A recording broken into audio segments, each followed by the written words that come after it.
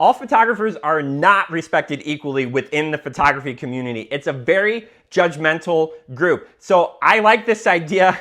I'm going to tell you the most to least respected photographers.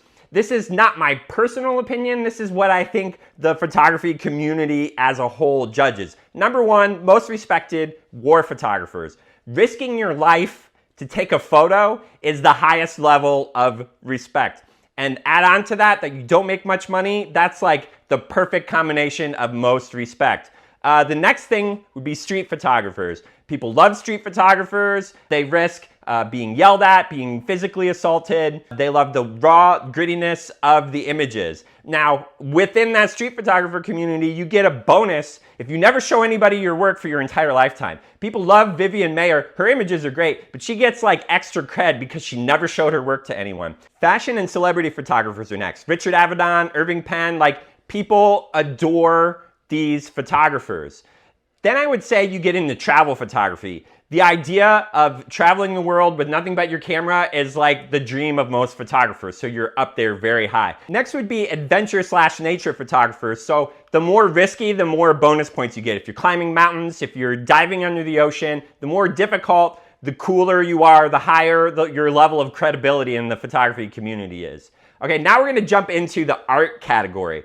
If you're doing this like cinematic style of art photography like Gregory Crewdson, where it's very elaborate setups and staging and it's almost like a film movie production, that's really high cred there. And then you get into the famous landscape photographers like Ansel Adams, Edward Weston. And then after that, I'd say it's just any kind of art photography that you're hanging in museums, thing like that, you get pretty high credibility. Now, sports photography, you're still up there pretty high. People love the idea of being on the sidelines at the Super Bowl, having this access and top-notch level.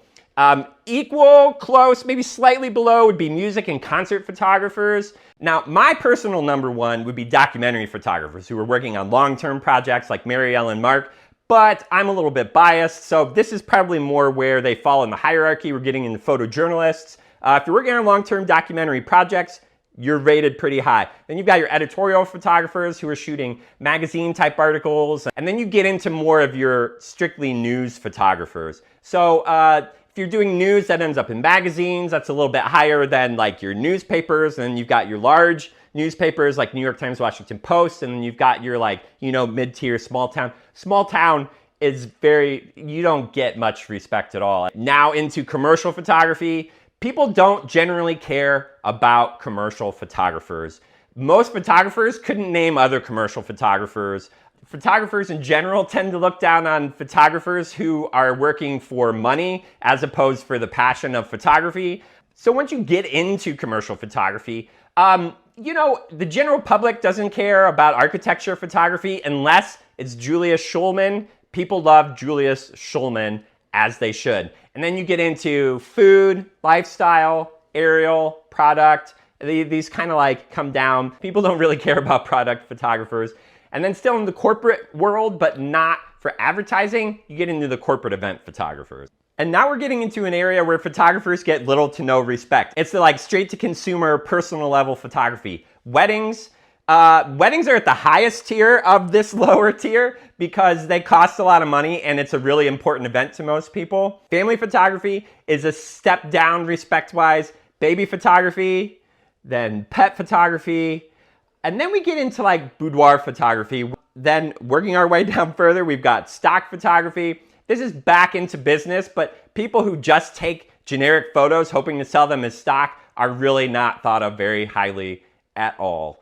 And then, I'm sure you've all been waiting for paparazzi. This is about the level where we get to paparazzi, and it's not the lowest level, which you might think, but we're gonna step one under paparazzi is rich photographers. Photographers hate other photographers who make a lot of money. So if you started with a lot of money, or you somehow like got really trendy or popular, or something happened to make you millions of dollars, photographers will not like you, regardless of how good your work is. It doesn't matter. And here it is, the lowest of low when it comes to photographers is old men, typically old white men, who photograph young women nudes. universally despised. It's a gross group of people. They're exactly who you think they would be.